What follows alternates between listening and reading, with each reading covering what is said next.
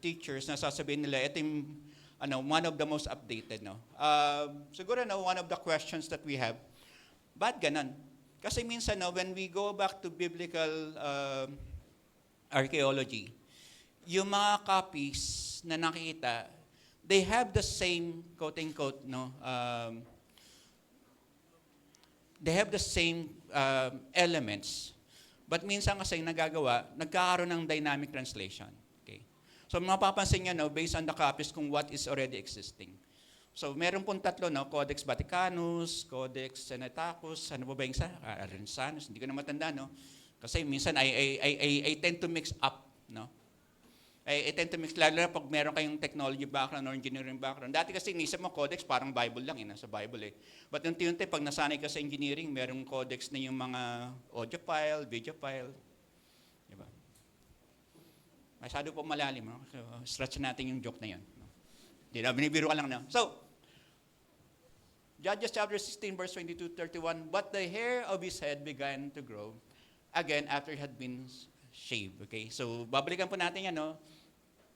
Ito po yung last time na sinabi ko last month na very critical for us to understand the succeeding verses po. No?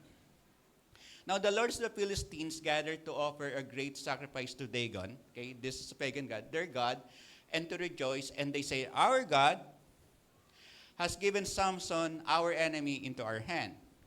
And when the people saw him, they praised their God. For they said, our God has given our enemy into our hand, the ravager of our country, who has killed many of us. Okay? So yan na po yung reputation ni Samson. Okay. Okay, next slide po, paibasa, 1, 2, 3, go.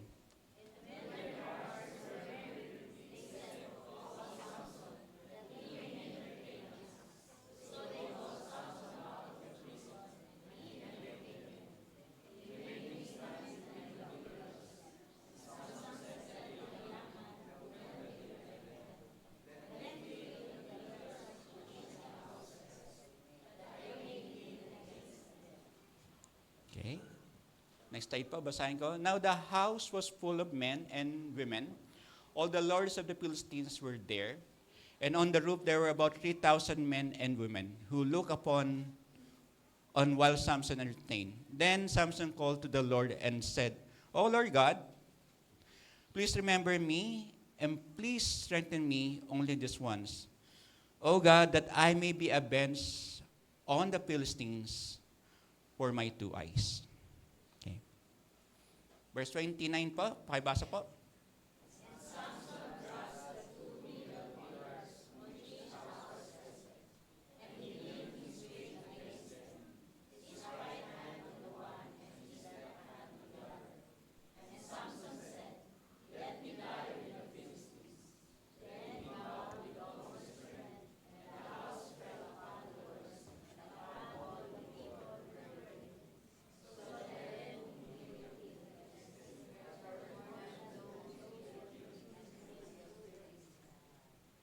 Thank you po. Sahin ko po ang pinaka-last verse. Last slide pala. Then his brothers and all his family came down and took him and brought him up and buried him between Sora and Eshtaol in the tomb of Manoah, his father. He had judged Israel 20 years. Okay. So mapapansin po natin, last time when we were discussing Israel, parang sinabi ko nga, there were time na parang there are section na parang pili mo, dito tapos na, tapos nagdagdag na po yung kay Samson and Delilah. Okay. So, mapapansin natin, si Samson kasi, kung tutusin natin, even though he was called by God, he was supposedly called as a Nazarite, hindi niya talaga, quote-unquote, para bang yung potential niya to be a man of God, hindi niya talaga na-fulfill. Para bang he's very lustful. Alam natin, para bang there is a time na when we go back to the previous section, na nagkaroon siya ng the Spirit of the Lord came upon him, tapos marami siyang nagapi. Then after that particular passage, papansin natin, he went to a Philistine woman. He went to a prostitute. Then, makita natin, Samson and Delilah na. No? Samson and Delilah, mapapansin natin, ilang beses ba siyang quote-unquote, niloloko ni Delilah, but parang clueless. Parang wala lang, right? So, parang pag pinisipan mo, man of God, technically, parang man of God, pero parang may konting may konting masasabi natin, hindi naman but parang kulang sa talino si Samson. No? Parang ganun, no? Parang yun na lang siguro the closest thing, no? Parang 1+1, ano sagot mo? Hindi, pag-isipan ko pa. Titingnan ko pa sa AI, titingnan ko pa sa Google, titingnan ko sa ChatGPT, no? Ang dami mong dinahan. Kasi minsan problema, no? Ito coming from a teacher, na minsan masyadong dependent na yung mga bata sa technology. That minsan yung critical thinking na magtatanong ka lang sa kanila, quote-unquote, aasa pa sa technology. Diba? Malay mo, tinanong mo, maganda ba ako? Sasabi na, ChatGPT, no? Ganun no? Minsan ganun, no? What we're saying is technically, no? Para bang pagdating kay Samson, alam natin, okay, man of power, kaso medyo mahina ang kanyang cognitive ability. Okay. O ang kanyang critical thinking. Okay. So, tingnan lang po natin to, no? Tama. Ito po ang ating big idea, no? Repentance brings you back to God and His goodness. Okay. Alam po natin sa Samson, no? Even though he was gifted, he was a strong man of God, he was not a man of God. Papansin natin na para bang even though there are instances in which God has already shown him His power, ginamit siya, tapos nung nagmanifest yung mga gifts kay Samson, talagang hindi pasasalamat ang lumalabas kay Samson. No? Para bang meron siya mga selfishness or agenda. And technically, no, para bang in one way or another, siyempre, para bang unfair naman lagi si Samson ng kawawa, but tayo, pag mapapansin natin, even tayo, nagkakamali rin naman, no? Sino po may asawa po dito? Taas ang kamay. Minsan, no, pag sinabi mo, pag minsan nag-aaway kayo, tapos minsan may nasabi kang, parang at the back of your mind, parang nagkamali ang misis ko, no? Pero siyempre, pag pinag-isipan mo rin, parang mali yung sagot, mali yung naisip ko eh. Kasi pinili ka rin eh. Kung pinili ka rin, di pagkakamali ka rin ng misis mo. No, ganun, di ba? Ganun bagay. But siyempre, we understand that there will always be things in our lives na nawawala tayo sa Panginoon. And God is always making circumstances, conditions in life to get our attention. God will always get your attention to bring you back. Kasi mahal ka ng Panginoon. And sometimes, yun ang hindi natin nanay, no? Para bang, there are things in our lives na para bang we try to assume na okay tayo kasi malakas tayo. Okay tayo kasi yung mga ginagawa natin dati, parang walang consequences. But when we come to realize, unti-unti, parang pinapayatasan ng Panginoon, okay, but for a time, hayaan kita, but for a time, I will call your attention. And this is what happened to Samson. Diba? Ang dami ng binigay ng Panginoon kay Samson. Ang dami ng victory. But try to imagine, you were in a wrong place at the wrong time and you're expecting supposedly at the last. Kasi wala naman nangyaring masama previously kay Samson eh. During the time na sinabi niya yung sekreto niya na dapat hindi putulin ng kanyang buhok, ito sinabi niya. Right? And doon na nangyari. No? Para bang, if there is a secret between you and God, it should be a secret. It's not because supposedly people will know, no? Malay mo, may blines ngayon ibang tao, may tinulungan ngayon ibang tao, may blines, or anything, no? Parang like that. Or may commitment ka, may covenant ka na binigay. It is supposed to be between you and God. Kasi, when you honor your commitment before the Lord, wala nang problema kay Lord to bring out the blessings of commitment sa buhay mo. Problema lang natin, minsan the way that we present it. Sometimes lumalabas yung ating human nature. Okay. Try to imagine this, no? He was safe. He was strong. Yung bang sinabi ni Samson kay Delilah na pag pinutol mo yung buhok ko, was that supposedly a betrayal of trust before God? Or was that supposedly an act of a foolish person?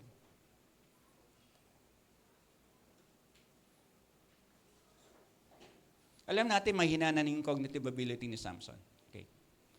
But to really say something na it's between you and God and you tell it to other people, then you also betrayed God. Very sobering, no? He was safe until he said, supposedly between him and God. Kasi yung commitment to be a Nazarite is between God and the Nazarite. Right? And the conditions of that, na hindi ka dapat magpagupit, hindi ka dapat uminom ng strong drink. Even touch the undead. So try to imagine that, no? Para bang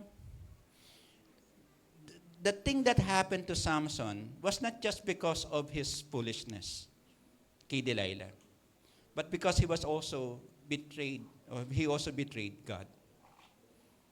Kasi dapat hindi mo sasabihin eh. It's a commitment between you and God. Pero nasabi niya. Okay? So ito po yung some of the keywords na madadaanan po natin sa text. Yung repentance po, pasabi po sa katabi nyo, repentance. Nalimutan ko na ba yung Greek word niyan? But actually, the Greek word is, I forgot talaga, no? Yun ang problema ko, no?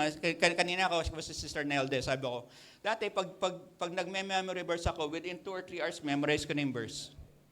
Ngayon, minsan, na-memorize ko yung verse for 1 week. After 2 or 3 days na hindi ko na nasabi or nabanggit, ano uli yun? Mga ganun bagay, no? Yung estudyante nga, nakwento kay Sister Nelde, no? Kausap ko na for 30 minutes.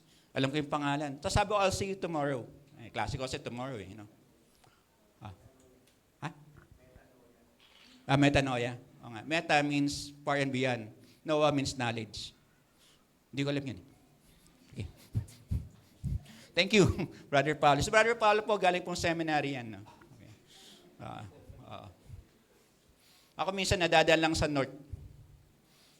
Malapit sa may Chinese cemetery. So alam niyo na yun, no? Minsan yung seminary nagiging cemetery, no? Pero nawawala na naman ako. Okay. So going back, no? So change of mind, it does not just you agree, but you also change your mind. Okay? Yung remorse, another word, feeling of sadness and guilt and regret, di ba? Karamihan ng magnanakaw pag nahuli, repentant ba? Hindi.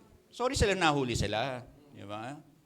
Hindi lang nahuli, masaya ako eh. Nahuli ako, di parang i-feel na. Another thing, okay? Realization, yan. Lagi natin nagagamit yung word na realization. Sudden moment of understanding or awareness. No? Para bang sa isang sitwasyon, nagkaroon ka ng enlightenment or discernment. Okay?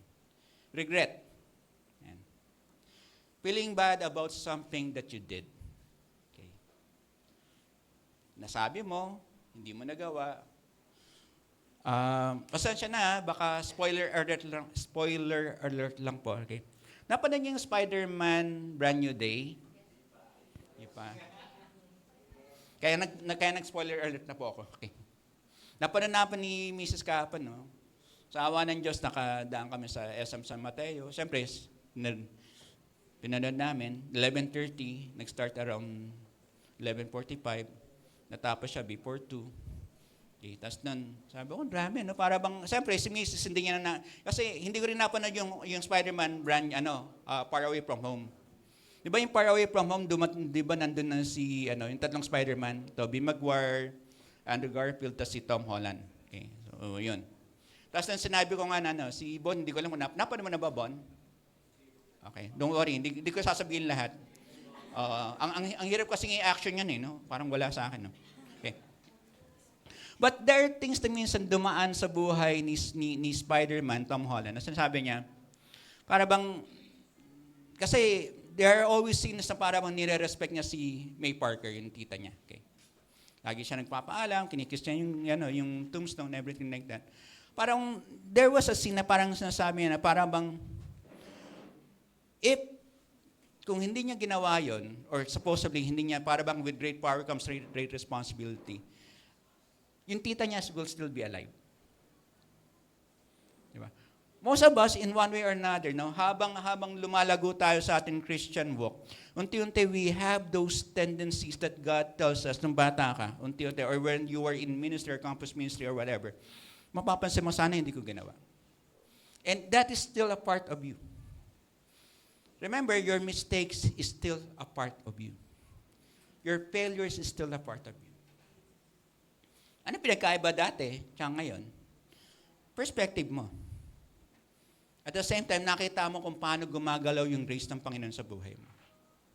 Kasi when you try to look at stories, no, di ba, there are stories na yung mga porn star, blah, blah, blah, tapos naging pastora, then, di ba, hindi naman nawala yung past nila eh. And there will times, minsan sasabihin nila, na niregret nila yon. But ang maganda kasi, no, when God works in your life, even though it was a bad thing, it was a failure, unti-unti mo, no, God gives you a perspective that it becomes a victory in your life. Hindi nawala yung failure. But supposedly, you hindi ka na victim of that failure. You become a victor of that failure. Right? Kaya minsan, no, pag pinag-isipan natin, no, para bang all the things that we could see in heaven, alam natin, maski hindi natin nakita si Jesus Christ physically, alam natin si Jesus Christ yun. When we go to heaven. Hindi naman porket mas marami siyang halo, no? Parang children lang. But the point is, the only person in heaven that has a nail-pierced hand is Jesus Christ. At hindi niya inalis yun. Pwede niyang quote-unquote, di ba? God naman si Jesus Christ, pwede niyang alisin yung marka eh. Right? Because there's still a part of us that we have to remember, even though the past could be bad for you, there is always a redeeming value in how God works in our lives. Hindi lahat ng failure natin will always be, in the final outcome, a very bad thing.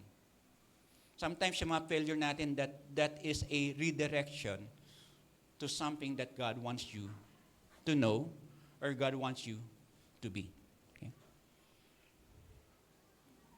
So ito po yung first point natin. No? Pasabi po sa tabi nyo, the cost. Okay?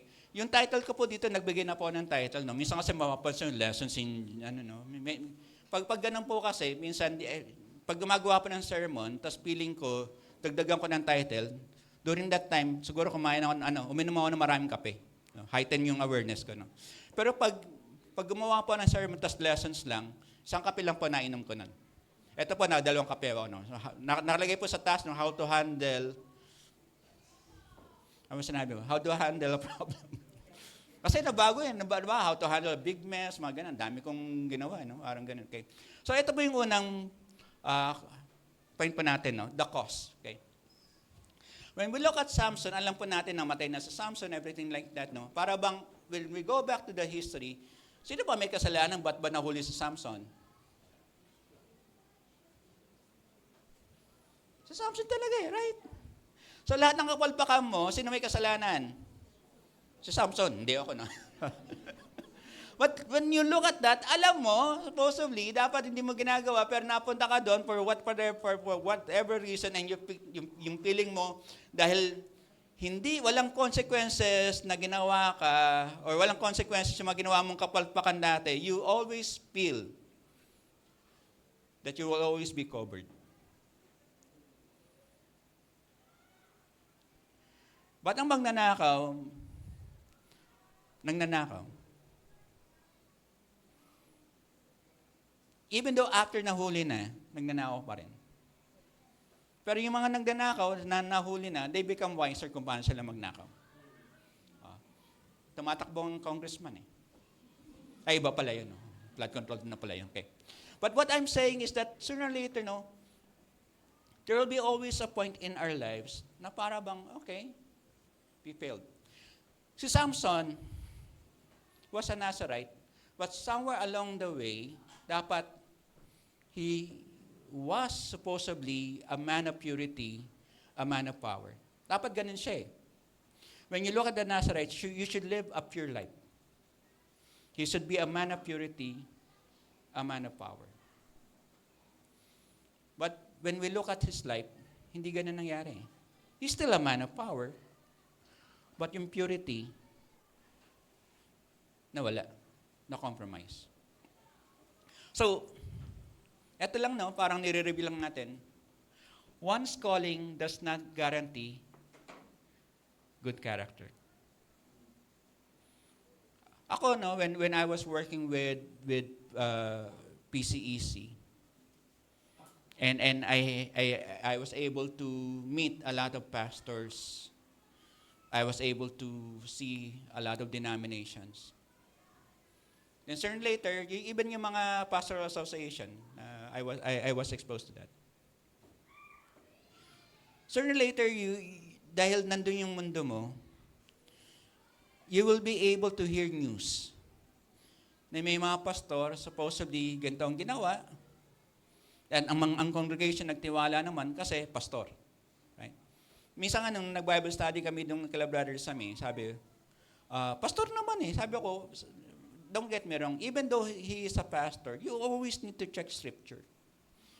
Pag-aralan nyo, sabi nga ng Bible, test every spirit eh. Right? Mas nga sa Paul na yun, mismong nagsasabi, even though, di ba, test every spirit.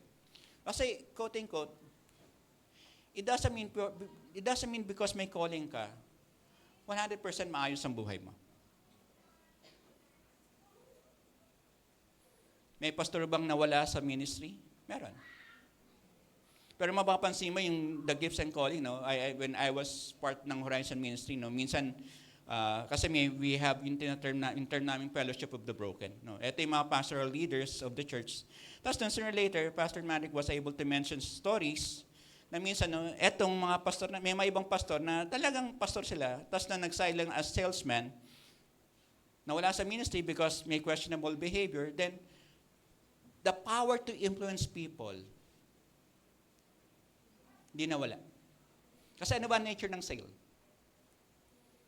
The nature of sale is for you to influence a person to buy a product or a service. And it deals with words. Ang pastor, magaling magsalita. Nawala siya sa ministry, but the gifts, and quote-unquote, but the gifts are still manifested. So, ano sinasabi ko? When we go back with Samson, ang ganda ng potential mo, but hindi mo naayos ang buhay mo. Okay. Alam natin may redeeming story sa Samson. But what I'm saying right now is that walang guarantee, even though bago ka pa pinanganak, na tinawag ka na magiging maayos ang buhay mo. Meron rin sa Old Testament na tinawag bago sa pinanganak to be a prophet. Pero minsan, no, pag pinag-isipan mo during that time, pag prophet ka, mataas ang favor mo with God and men. During the time of Jeremiah, hindi. Di ba? Pag-preach siya, walang nagre-repent. So, that's one thing, no? Samson lost his direction in life. Paano ba mawawala ang direction mo sa buhay?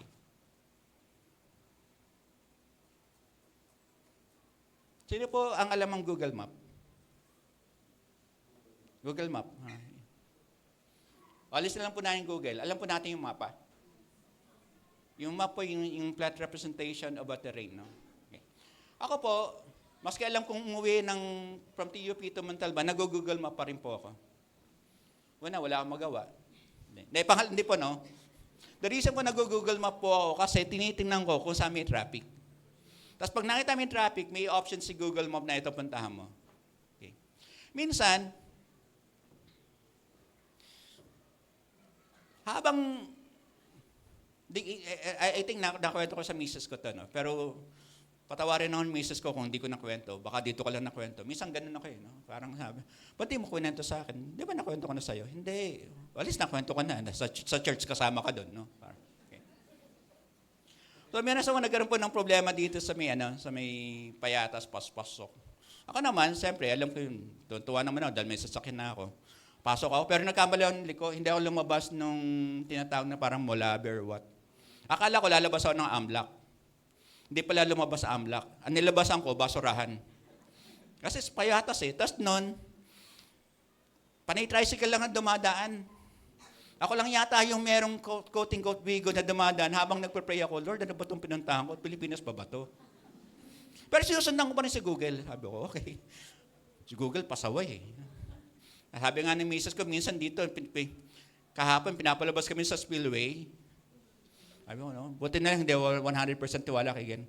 During that time, siyempre, pasok ka, panay-tricycle, tapos unti-unti, naghintay ka rin. Kasi naging no? Hindi na sementado yung dinadaanan mo.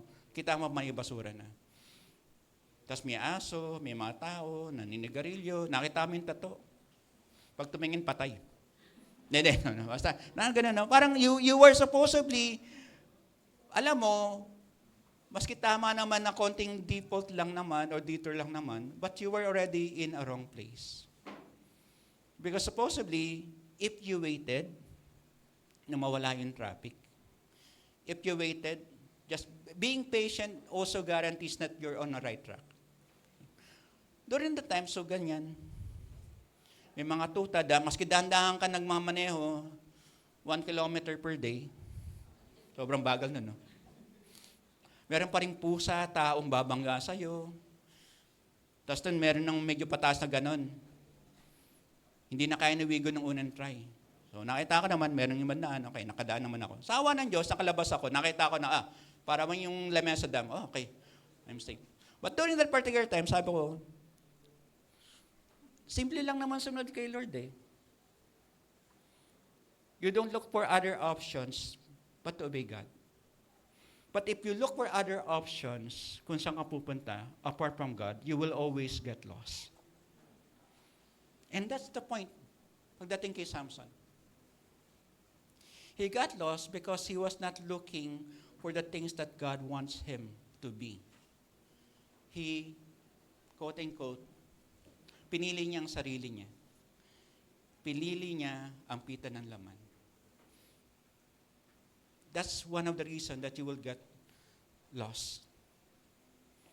Alam mo na, dapat tama na ito eh. Sometimes ang problema natin bilang isang Kristiyano, nagmamadali tayo kaysa ang Panginoon.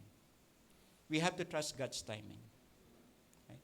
Hindi porket open road, bibilisan mo ang takbo. Kaya nga meron tinatawag tayong yung doon? Yung 60 km per hour?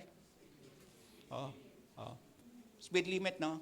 Pag walang camera, optional lang speed limit, no? Pag walang camera, no?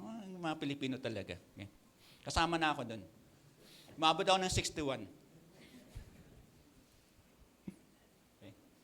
So, ano ba yung first point natin is loss of direction. Pangalawa po is lack of discipline. Okay. Alam natin, he was supposed to be a Nazarene. For the people na nandito po, no, mostly this is a review. No? Karamihan po, nadaanan na natin last time ko. So, lack of discipline. Nazareth siya, dapat wala siyang, quote-unquote, things that will compromise his faith or his calling. Okay, sleeping with the enemy. Sino po itong sleeping with the enemy? Si Samson po, no, yung Philistine woman, no, prostitute. Okay.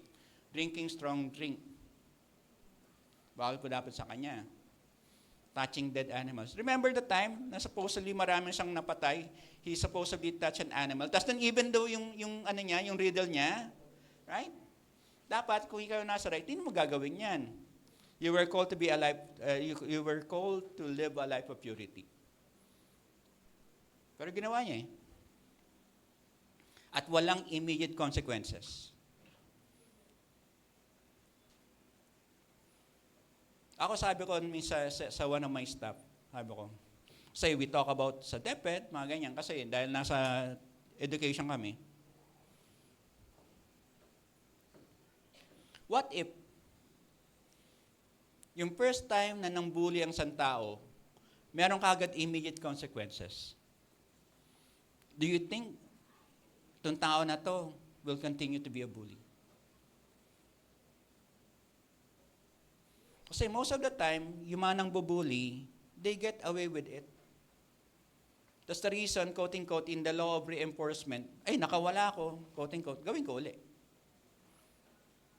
Eh, minsan nabibigla sila eh. Diba? And that's the point, no? Even though you are a man of God, pag nagkaroon ka ng compromise, it deteriorates your character. There was a time na sinasabi sa amin mga kalaro sa basketball sa TUP, Rick, ba't di ka sumasama sa amin? Mag-iinuman kayo eh. Inuman lang naman, sabi ko. O nga, pero hindi umiinom eh. Gusto nyo, para bang, I remember the story ng mentor ko, si Hindi ko alam kung doktor na siya. Basta alam ko, graduate siya ng ATS. One of my mentors, si Kuya Aben tawag namin. Sama siya sa so he was a PUP faculty, nagiinuman sila. Sumama lang siya, no? Sige, inom kayo, magkakape lang ako. Tapos noon, nag-CR siya, yung kape niya nilagyan ng beer. Tapos noon siya nakita niya, yung kape niya, parang may mukhang dugo. Diba? Hindi niya ininom, siyempre. Tapos nalaman ng mga, ba't di mo yung kape mo? Parang may mali dito eh. Parang may dugo siya nakita eh. But sabi ng mga barkada niya, no, during that time, sabi niya, nilagyan namin ng beer. Sabi, mga kalokohan niya, sabi niyo, diba? Then I said also, that particular story is very important to me. Kasi, once in a while, pag naglalaro, tapos nang sumalam yung mga faculty, di ba? Minsan nalaro, iinuman sa labas. Tapos, sama ka naman, Rick. Sabi ko, okay lang, kasi mataba na tiyan nyo, mataba rin tiyan ko. Okay lang, di pa umiinom yan. Ginagano na. Nabibiro lang naman talaga ako pag ganun eh. Tapos sinabi ko, meron yung medyo ka-close case. Sabi ko, what if, alam mong pastor ako, at uminom ako, do you think, hindi niya pag-uusapan, na one day, nagkakainom ako, may kilala nga ang pastor, uminom eh. Do you think, sabi ako, maski hindi mo sabihin ng pangalan, will it hurt me? Will it hurt the body of Christ? Or will hurt other people in ministry? Kasi walang guarantee na pag sumama ako sa inyo, sa akin kasi inisip ko, para bang whether you eat or drink, do it for the glory of the Lord, or para bang when you go back na wala namang nakakasama. Yes, we have those theological elements. You could always justify it. You could always rationalize it. But going back, if this person mentioned, may kilala akong pastor, uminom ng beer, can I bear the thought na because of my quote-unquote, dahil nakipagkaibigan ako, because I'm friendly with my kapwa ko teachers, one compromise like that, do you think it will not affect other people in ministry? It will. Kasi hindi mo lang alam what happened there, wala nang guarantee that it will always stay there. Grabe, no? Kaya minsan iniisip ko, sabi ko, kaya minsan nagtataray talaga ako eh. Mag-iinuman kayo, anong gagawin pag nag-iinuman kayo? Ba't kayo nag-iinuman? Masaya. Masaya naman ako eh. Ganun na lang ako, minsan ganun ako eh. Ang gulo mo. Kasi sasama ako sa inyo, umiinom kayo para maging masaya. Kung di ko kayo kasama, masaya rin naman ako. Ano ba pinagkaiba natin? Gagastos pa ako. Di ba? Yun lang eh. Mangungulit ako ganun. Huwag ka naman sumama, makulit ka rin eh. Talaga naman eh, sabi ko. Because minsan pag sinabi mong no directly, kukulitin at kukulitin ka eh. Hindi naman ang santo. I'm just a man who knows how to fear the Lord. Nasabi ko, natatakot sa Diyos. Kasi alam ko magkamali ako once, di ba? Pero kung tayo-tayo lang siguro, Pastor Nobem, si Micah, okay lang yung wine sa atin, di ba? Ay, ganun. But what I'm saying is that a little compromise deteriorates your character. Okay? Pangatlo po, lack of discernment. Dito na talaga lumalabas yung cognitive ability ni Samson. No? Ilang beses ba siyang quote-unquote tinali? 3 beses right? Sabi nila sa Samson, Samson, the Philistines are upon you. Gising ka agad. Parang wala lang, di ba? Parang isip mo, first time nangyari yun, siguro, coincidence. Second time nangyari yun. Tinali ka, hindi mo alam. Parang, di ba? Alam mo, meron eh. Third time, alam mo, meron eh, right? Pero ito kasi, kanina, we understand, quote-unquote, if we follow, one of the reasons bakit tayo nagkakaroon ng loss of direction in life, if we follow other things apart from God. Itong lack of discernment, when you really try to look at this, di ba? Pasensya na, but going back to a background in engineering, dati kasi, there was a TV program sa Channel 9, RPN 9, Republic, basta yun yun, okay? RPN 9. Sino po bang mga 50 years old dito, taas po ang kamay, huwag na po kayo mahiya. Ayan, okay. 50 years old na. Inabutan niyo yung Channel 9, no, di ba? Okay. Sige, ako na lang. Okay. Meron po dong nagkaroon ng TV series, yung pangalan ng TV series, Probe. So, hindi po yung Probe ni Cheche Lazaro. Yung Probe po yun, much more of a science fiction show. No? Tapos the writer of that particular is Isaac Asimov, a well-known atheist. But siyempre, hindi ko alam kung naging Kristiyano siya. But siyempre, when I'm able to remember, etong scientist na to, di ba? Hindi pa uso yung terminology na sensors during that time. Yung sensors kasi is a device that you place, whether there is light or motion, magti-trigger. No? Pasensya, I think this was in the 1980s na napanood ko. No? Okay. But the technology or the term nandun na ginagamit. So, what does it mean for us to lack discernment? May mga bagay kasi sa buhay natin na nilalagay ng Panginoon na maging sensitive ka. Balikan pa.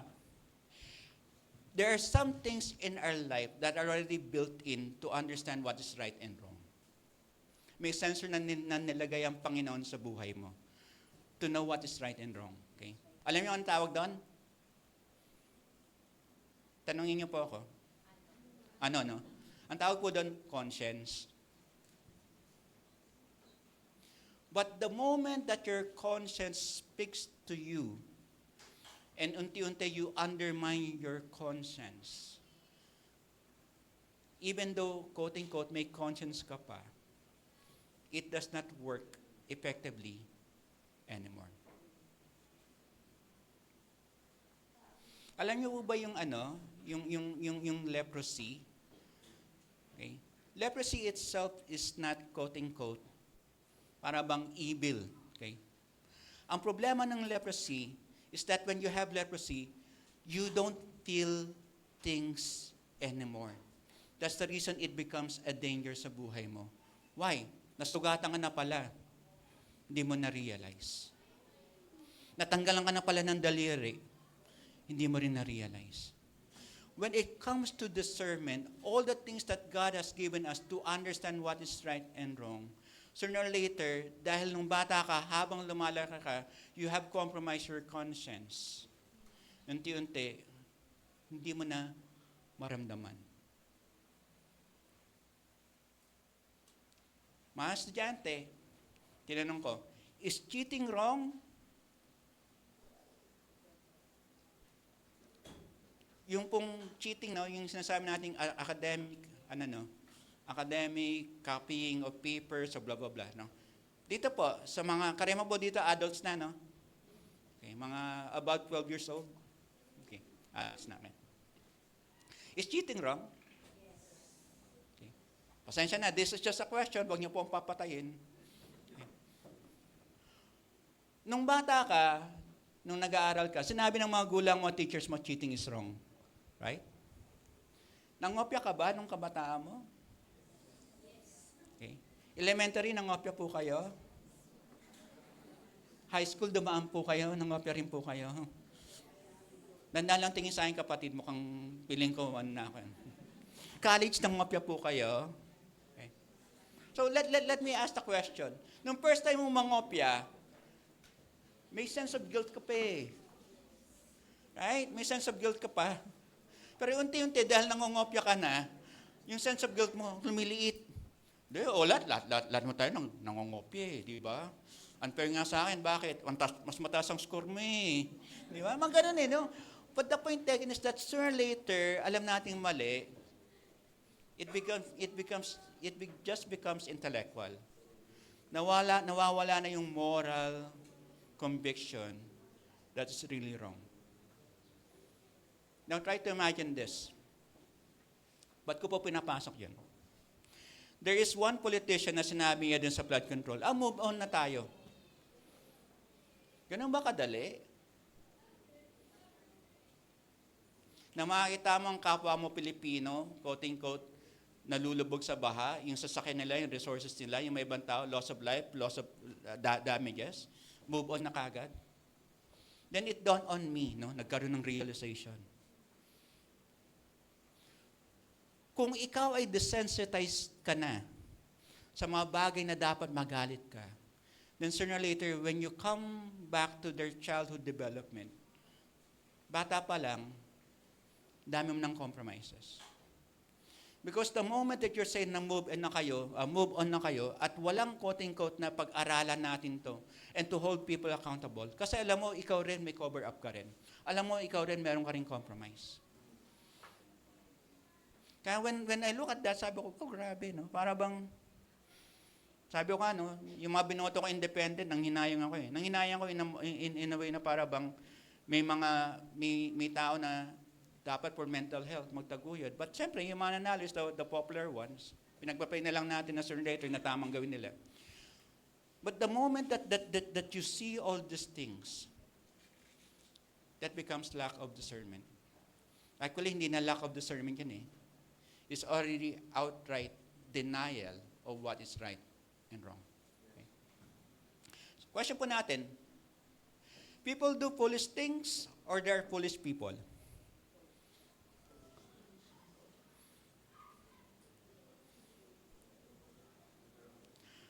Nung elementary ka, quote-unquote, nangopya ka, you did the foolish thing. Pero habang tumatanda ka at lagi mong ginagawa ng ngopya ka, foolish ka na. Kasi one way or another, maski natin, no, yun yung katotohanan, habang nasa laman tayo, we will do foolish things. But as time goes on, if we don't, quote-unquote, change our behavior and repent, we will become a foolish person. Okay? Ano po yung first point natin kanina? Loss of memory. Loss of direction po. Okay. Eh, yung magturo, minsan mga tao, pag nitinang ko, Pastor, ikaw rin may loss of memory. Oo, totoo naman. Nasaan ba ako? So, letter A po natin, the cause. Okay, ito po yung letter B, the cure. Pakasabi po sa katabi, the cure.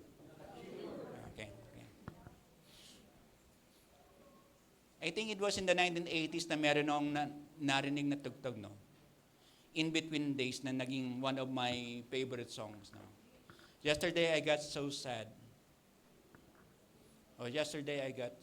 Basta yesterday, no? Parang, hindi Beatles yun, no? But In Between Days yung pangalan, yung title, no? Pero mas naging sikat sila nung kinanta nila yung Boys Don't Cry. Mas naging sikat sila. Tapos they have a counterpart. Dati wala pang no? Minsan, yung tunog dati ng mga new wave, medyo underground pa. Okay. Hindi ko alam kung tagang sa ilalim ng lupa kinukuha, no? But underground, okay? There was a song naman na tumimo rin sa aking pag-iisip. Ang title nun is Envelope Ideas. Okay. Ang kumanta nun, The Don, si Jet Pangan. No? One of their lead guitarists, si Ted E. Diaz. Haba ng buhok nun. Okay. Yung talaga pag sinabi yung long hair. Okay. But during that time, when the Don was being interviewed, bakit Don ang tinawag niyo? Because supposedly, sa Mountain Province, there was a ritual na tinatawag na dawning. Okay. Alam natin, di ba, pag morning sumisikat yung araw, or supposedly, technically, no, para bang we revolve around, nagkaroon rotation, and it appears that the sun is rising. No? Parang ganun. Okay. Nung sinabi ni Jet Pangan na doon nila kinuha yung word na the dawn, no? Kasi alam natin yung immediate na meaning ng the dawn, no? Kinuha lang sa word na dawning because of a mountain province ritual na parang sinasabi rin, in connection to awakening. Okay? Pinasok ko lang yun kasi pumasok yung the curenda doon. Parang nawala yung correlation ko. No? But this is when we talk about the cure. Hindi lang siya yung quote-in-quote para bang iniinom mo eh. Di ba? Sino, di ba, pag may sakit kayo, ano yung malalang sakit na naramdaman nyo? Maliban sa COVID. Maliban sa tuberculosis. Ako, technically, hindi ko alam kung nagkaroon ng COVID. Pero I was in a state of denial. Okay? Pero sabi ko, may panlasa pa naman ako, may pang-amoy. Ang nawala lang naman sa akin, hindi ako makagala sa labas. But I was thinking na parang ganito, no? When it comes to the cure, hindi lang siya resolution eh. It also deals with realization. When we talk about healing, hindi lang siya realization kung saan ka mali. But also it deals with resolutions. Okay. So number 1, sinabi dito sa verse 28, di ba? Then Samson called to the Lord and said, O Lord God, okay, please remember me and please strengthen me only this once, O God, that I may be avenged on the Philistines for my 2 eyes. Okay. Dung na previous sections that we did when we studied Samson, before this prayer, was there anything about Samson that he prayed to God?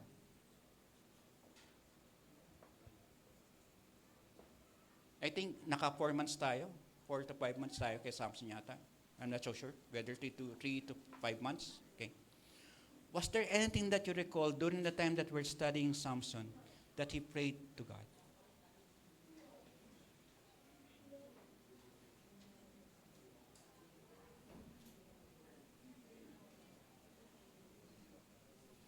In spite of, di ba? When you look at this, di ba? Samson, unti-unti, nagkaroon ng realization na, okay, wala na siyang lakas eh. But God is working silently, no? And supposedly, yung hair niya bumabalik. Okay? Then Samson called to the Lord and said, O Lord God, please remember me and please strengthen me only this once. Supposedly, in all the problems that we have to accept that there is a problem. And ano yung responsibility natin doon? There are problems or situations na hindi tayo mismo ang gumawa. Okay. Balikan ko. Okay. There are problems and situations sa buhay natin na hindi tayo gumawa. Kumari, pinasok kayo ng mga magulang nyo sa elementary, tapos na nagkaroon ng mga test. Oh. Choice yung bang pumasok ng elementary? Choice yung bang pumasok ng high school? Was that an immediate choice or direct choice? Di ba hindi?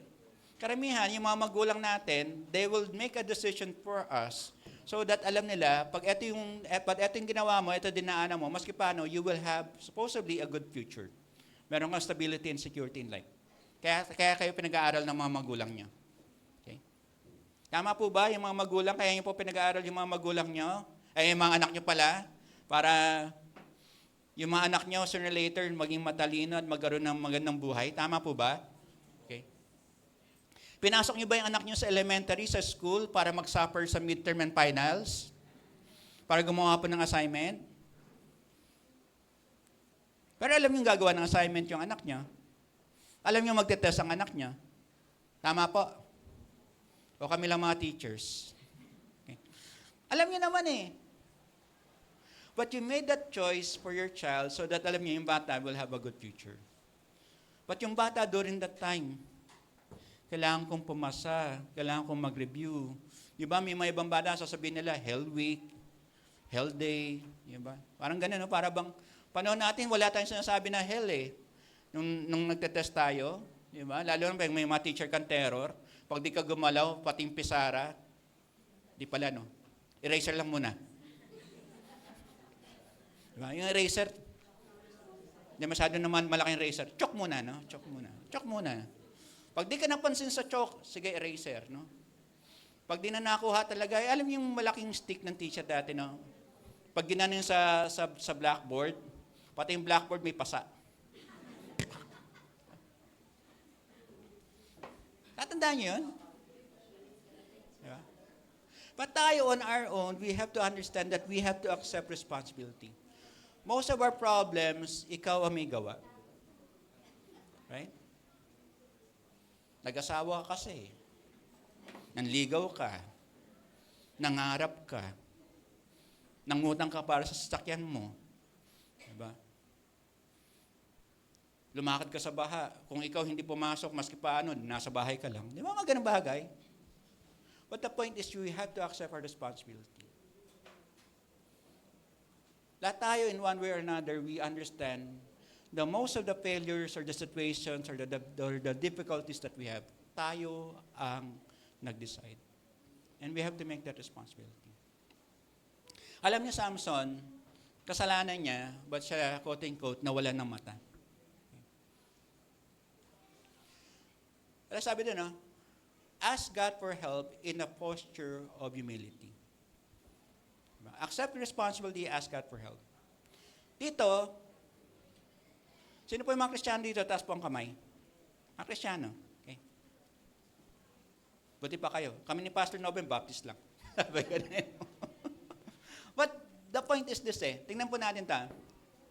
Then Samson called to the Lord and said, O Lord God, please remember me and please strengthen me only this once.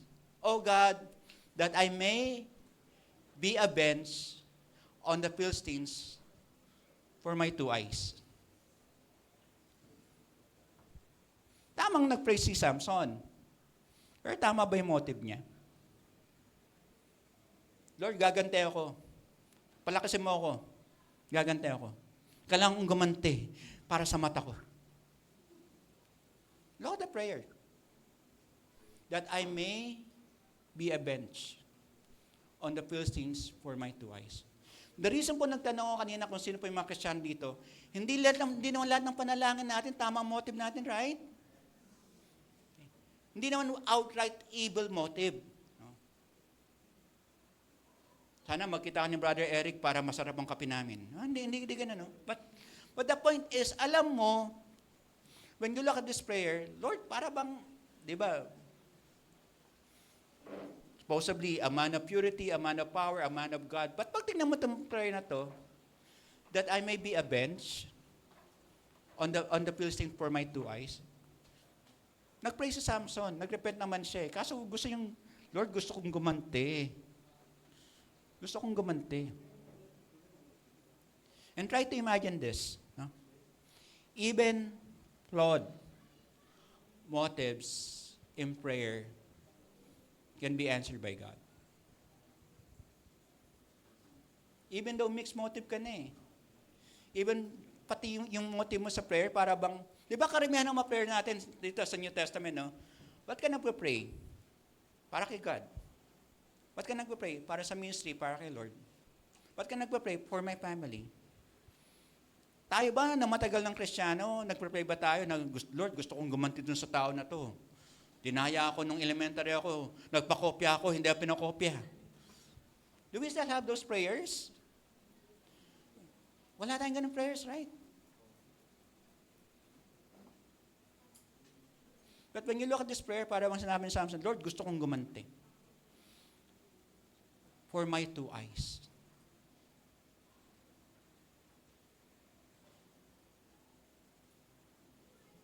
Pero alam niyo nakakatawa? Alam niyo nakakatawa kay Lord? Maski wrong motive ka, sinasagot pa rin ni Lord. Not because of your prayer, but because God is all-wise to know. Nasasagutin ng prayer na to kasi it will lead you to wisdom one day. There are circumstances in which alam naman natin ang buhay natin. Hindi naman lahat tama ang naging desisyon natin sa buhay natin. But God even used those flawed prayers to correct what is wrong. I still remember, yung kasama ko sa engineering dati, no, sinabi niya sa akin, Rico, gusto ko maging mayaman. Kristyano na to. Naging lumaban sa papuri. Ganda rin boses, sabi ko. Kung siya pag kumanta, piling ko, gumagano na ako, Lord, kuhanin mo na ako. Ganun, magaling pagkakataon. Kasi galing ante. Tapos sabi niya, Rico, gusto kong yumaman. Bakit? Gusto ko bumawi dun sa mga nangapi sa amin. Kristyano na to. Then sooner or later, nung bago sila graduate, nagkita uli kami. Sabi niya, gusto ko pa rin yumaman. Bakit? Para makatulong sa ministry. The same element of prayer na gusto niya yumaman, nandun. But the end is different. Ganun rin tayo minsan, no? Parang the same element, sana sabi ni Lord sa atin, okay, the same element. But sooner or later, baka magkaroon ka ng wisdom, baka magkaroon ka ng maturity, na hindi na para maging selfish ka, but for other people. And that is very important for all of us. Kasi ganun gumagalaw ang Panginoon sa buhay natin. I still remember during that time na nasa campus ministry ako, no? InterVarsity Christian Fellowship. Yung chapter nila was Kalasag. Mga accounting student. Karamihan ng mga accounting student babae, no? Meron doon, sobrang ganda talaga. Yung mga Bible study ko na tinatawag kong prison ministry, kasi pag pumasok ko doon sa dormitory nila, ang init, na gano'n, tapos doon, mga 3 palapag yata yun eh. Tapos naka-short lang sila, may iba, naka-underwear. Diba? Ikaw, anywhere, mga gano'n. Yeah. Ganun. Kaya tawag ko doon prison ministry, no? Dumami yung Bible study nila.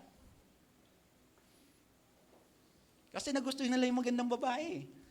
Kapakama ng ulo. Ganun ba talaga, Lord? Ako, pumapasok ko sa mga dormitory ng mga lalaki para mag-Bible study. Tapos ito, magandang babae. Punong-puno kagad yung prayer garden. Papakamot ako. Nagpa-pray naman ako.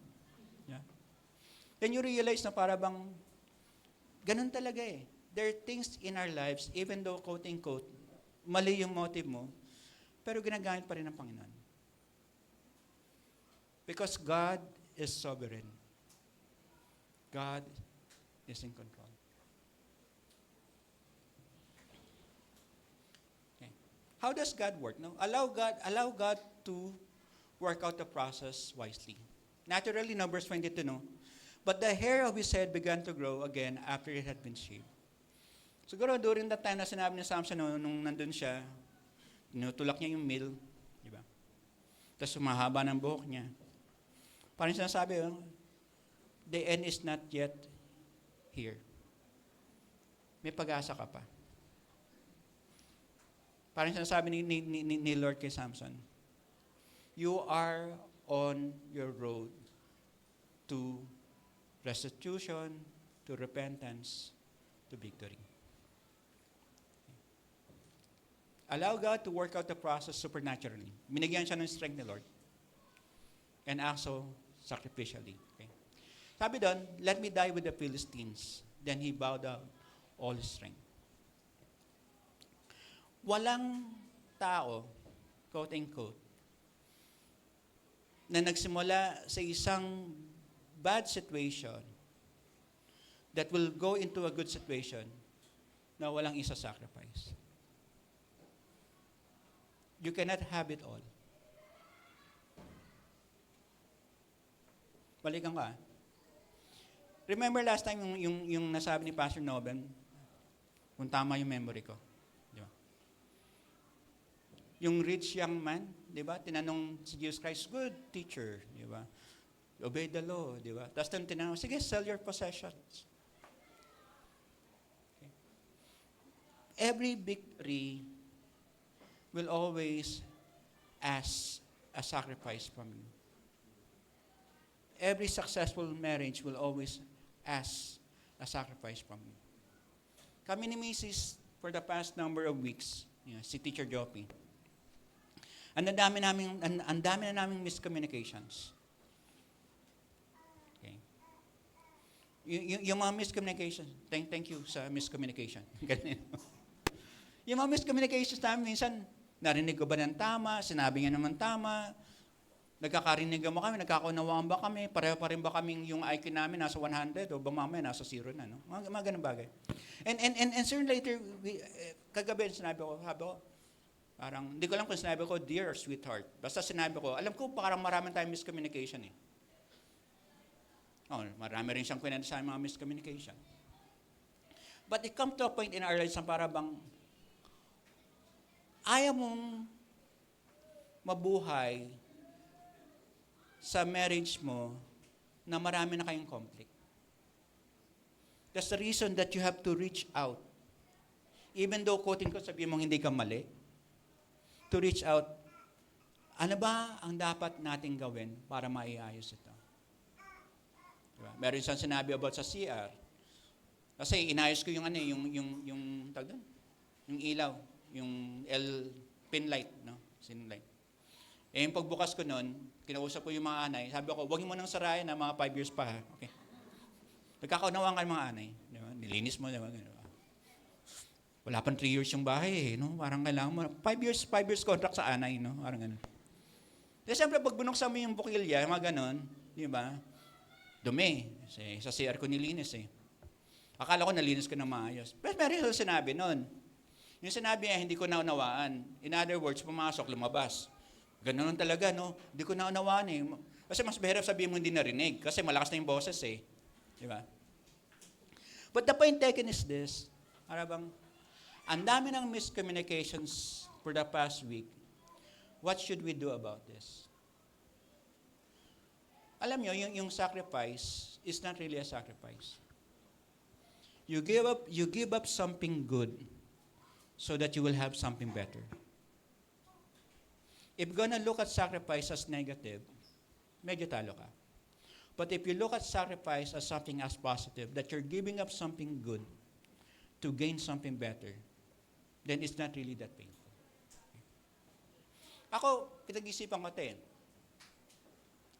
Nag-pray si Samson at sinabi niya, Lord, strengthen me. Tapos nang gusto niya ma-avenge, no? Parang alam natin, mata lang gusto niyang, parang ginantihan. Gusto ko lang makaganti.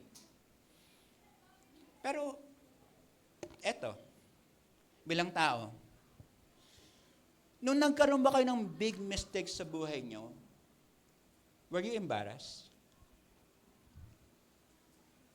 Na-embarrass ba kayo? Were you guilty?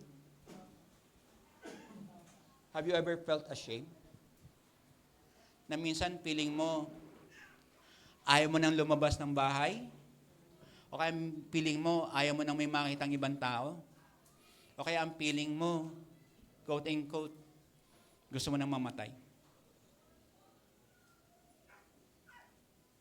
When you look at this particular part ng buhay ni Samson, okay, ang daming big mistakes si Samson.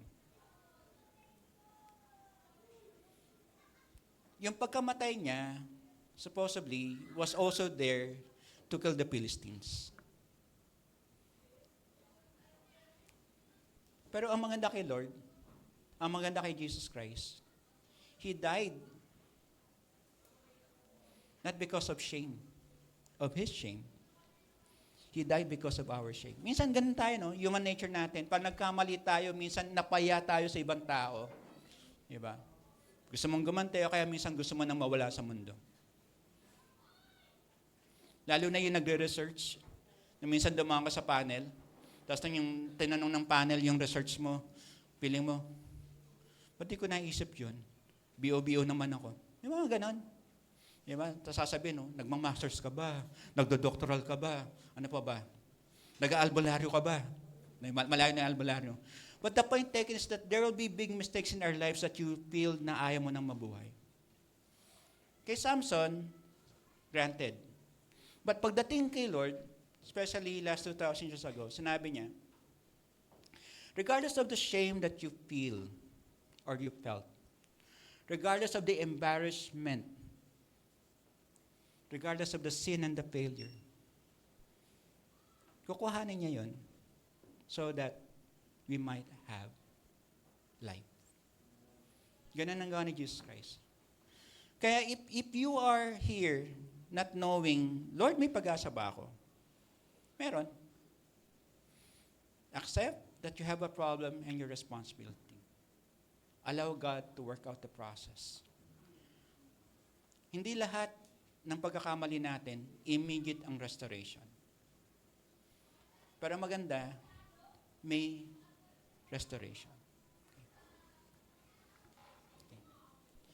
Ano yung challenge nito, no? There is a turning point available for sinners, for failure sinners. Okay. Sinabi ko kanina, repentance brings God back into your life. But hindi ko rin sinabi kanina, no? Ito, ang maganda rin doon, pagdating sa repentance. Repentance brings you back to God. If you ever felt na parang malayo si Lord sa'yo, you repent. Lord, I need you back in my life. And I need to be back to you. That's the nature of repentance. Okay? Wala na po tayong matapos. 30 minutes lang. Ito po, no? This is my memory verse for the past 1 week. Okay. 2 Corinthians chapter 9, verse 8. And God is able to work all grace abound to you, so that having all sufficiency in all things, at all times, you may abound in every good work. Batibid ba si God sa grace?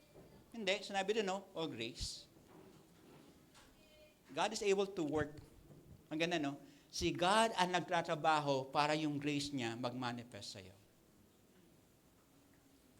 So that having all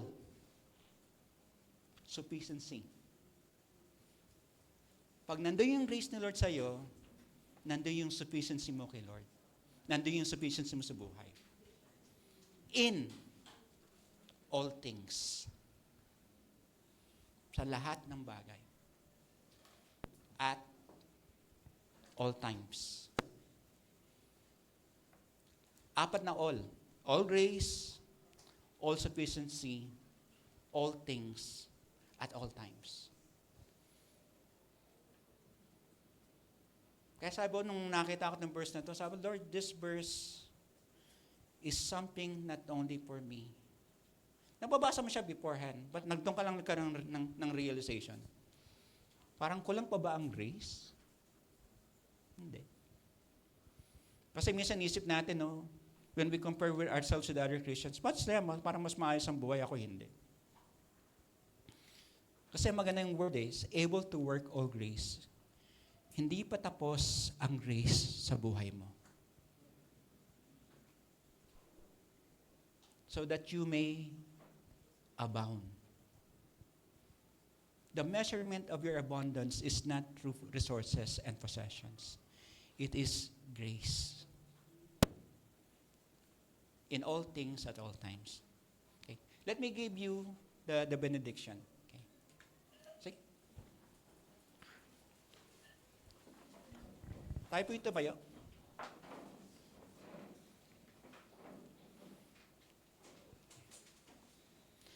Brothers and sisters, ISF family,